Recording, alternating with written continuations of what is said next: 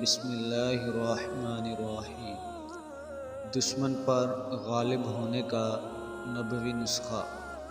حضرت ابو طلحہ رضی اللہ تعالی عنہ فرماتے ہیں کہ ہم لوگ ایک غزوہ میں حضور صلی اللہ علیہ وآلہ وسلم کے ساتھ تھے۔ دشمن سے مقابلہ ہوا۔ میں نے حضور صلی اللہ علیہ وآلہ وسلم کو یہ دعا کرتے ہوئے سنا: یا مالک یوم الدین ایاک نعبد و ایاک نستعین، یا مالک یوم الدین ایاک نعبد و ایاک نستعین۔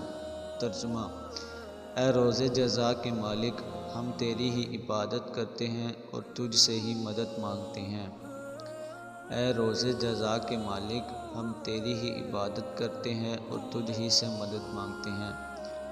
میں نے دیکھا کہ دشمن کے آدمی گھرتے چلے جا رہے ہیں اور فرشتے انہیں آگے سے پیچھے سے مار رہے ہیں۔